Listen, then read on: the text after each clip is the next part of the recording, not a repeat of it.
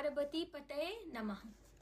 श्री सूत जी बोले, जिन श्री पार्वती जी के घुंघराले केश कल्प वृक्ष के फूलों से ढके हुए हैं और जो सुंदर एवं नए वस्त्रों को धारण करने वाली हैं तथा कपालों की माला से जिनका मस्तक शोभायमान है और दिगंबर रूपधारी भगवान शंकर हैं, उनको नमस्कार हो।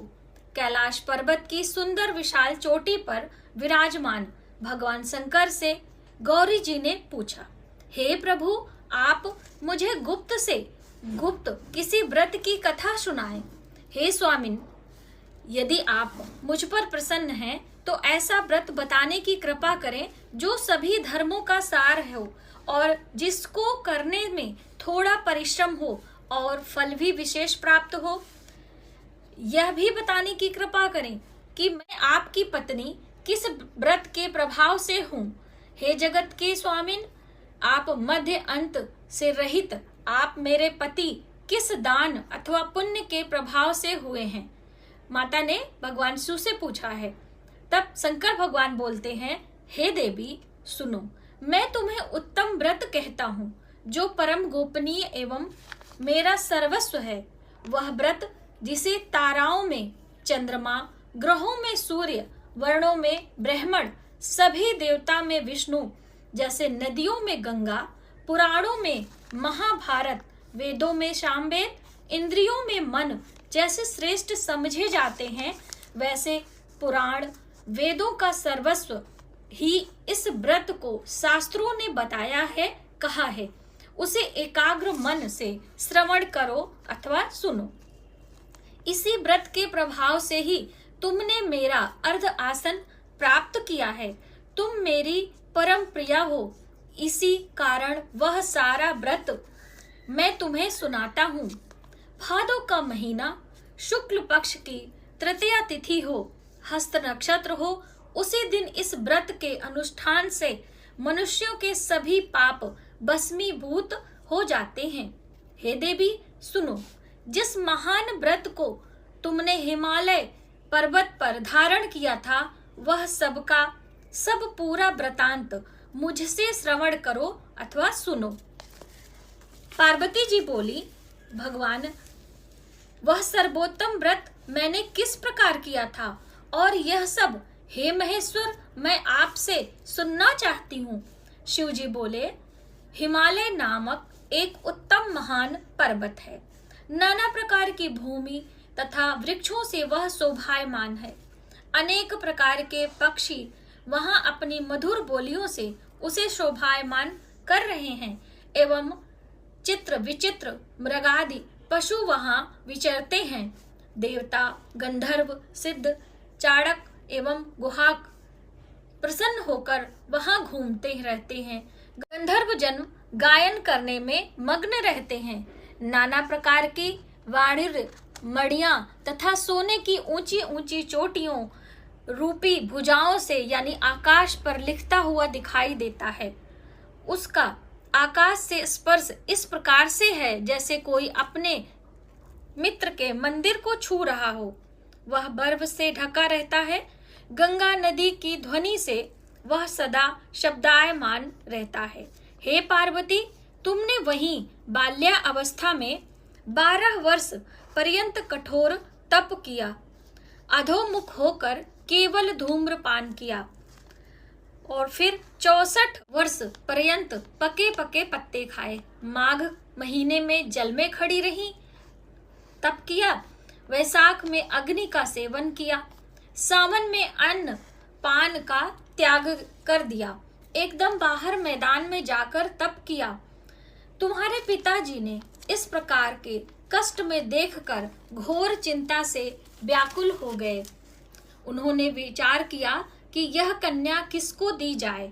उस समय ब्रह्मा जी के पुत्र परम धर्मात्मा श्री श्रेष्ठ श्री नारद मुनि तुम्हें देखने के लिए वहां आ गए।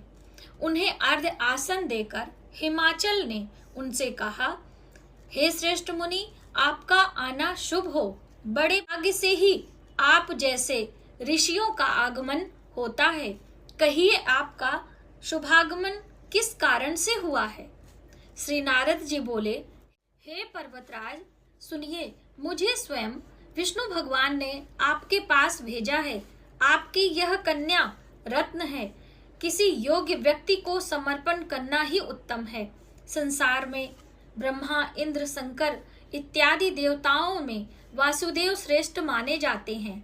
उन्हें ही अपनी कन्या देना उत्तम है। मेरी तो यही सम्मति है। हिमालय बोले, देवादिदेव वासुदेव ने यदि स्वयं ही यह कन्या के लिए प्रार्थना कर रहे हैं और आपके आगमन का भी यही प्रयोजन है, तो अपनी कन्या उन्हें ही दूंगा। यह सुनकर नारद जी वहां से अंतर्ध्यान होकर शंख, चक्र, गदा, पद्मधारी श्री विष्णु जी के पास पहुंचे। नारद जी बोले, हे देव, आपका विवाह निश्चित हो गया है। इतना न कहकर देव ऋषि नारद तो चले आए और इधर हिमालय राज ने अपनी पुत्री गौरी से प्रसन्न होकर कहा, हे पुत्री, तुम्हें गरुड़ध्वज वासुदेव जी के प्रति देने का विचार कर लिया है। पिता के इस प्रकार के वचन सुन पार्वती अपनी सखी के घर गईं और अत्यंत दुखी होकर पृथ्वी पर गिर पड़ी और विलाप करने लगी। उन्हें इस प्रकार दुखी होकर विलाप करते सखी ने देखा और पूछने लगी, हे देवी, तुम्हें क्या हुआ है? मुझसे कहो, और तुम्हें किस प्रकार से भी सुख हो, मैं निश्चय ही वही उपाय करूंगी। पार्वती जी बोली, हे सखी, मुझे प्रसन्न करना चाहती हो तो मेरी अभिलाषा सुनो।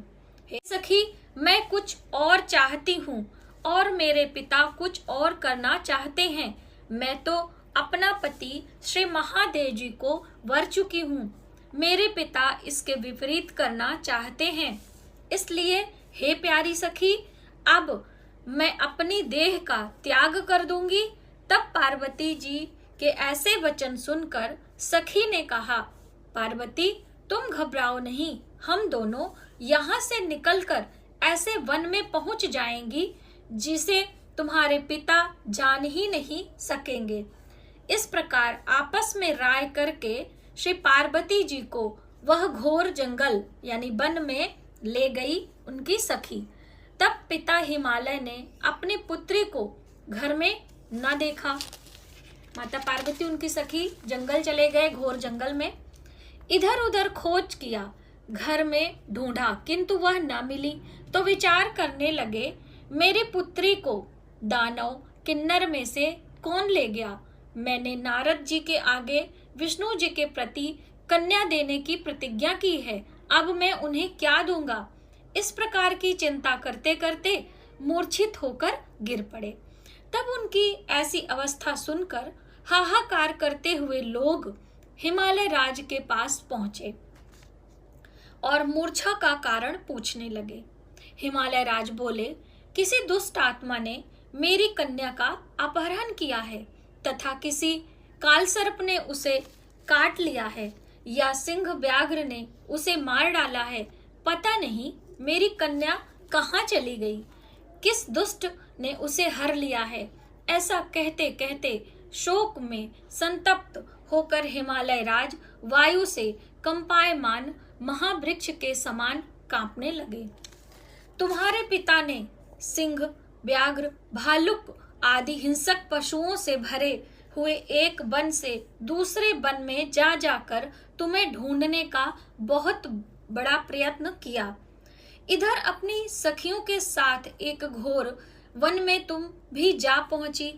वहां एक सुंदर सी नदी बह रही थी और उसके तट पर एक बड़ी गुफा थी जिसे तुमने देखा और अपनी सखी के साथ में तुमने वहां गुफा में प्रवेश किया।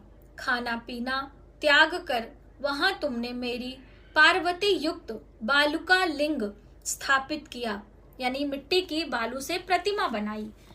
उस दिन भादो मास की तृतीया तिथि थी, साथ में हस्त नक्षत्र भी था।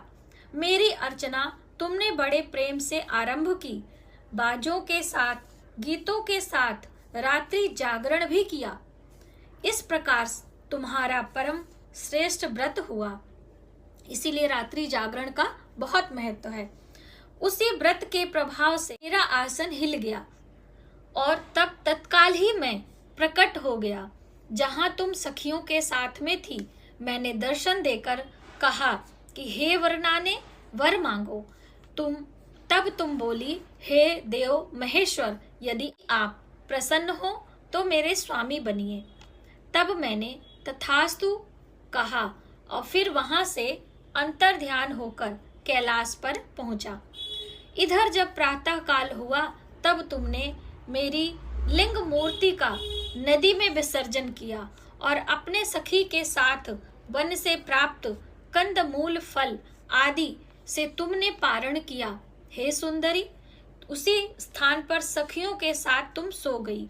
हिमालय राज तुम्हारे पिता उसी घोर जंगल में वन में आ पहुंचे। अपना खाना पीना त्याग कर वन में चारों ओर तुम्हें ढूंढने लगे। नदी के किनारे दो कन्याओं को सोता हुआ उन्होंने देख लिया और पहचान लिया। फिर तो तुम्हें उठाकर गोद में लेकर तुमसे कहने लगे, हे पुत्री, सिंह व्याध आदि पशुओं से पूर्ण इस घोर जंगल में यानी वन में क्यों आई हो? तब श्री पार्वती जी बोली, पिताजी सुनिए, आप मुझे विष्णु जी को देना चाहते थे। आपकी यह बात मुझे अच्छी नहीं लगी, इसी से मैं जंगल में चली आई। यदि आप मेरा विवाह शंकर से करेंगे तो मैं घर चलूंगी, नहीं तो यहीं रहने का मैंने निश्चय कर लिया है। तब तुम्हारे पिताजी ने कहा, एवं अस्तु, मैं शंकर के साथ ही तुम्हारा विवाह करूंगा। उनके ऐसा कहने पर ही तब तुम घर में आई।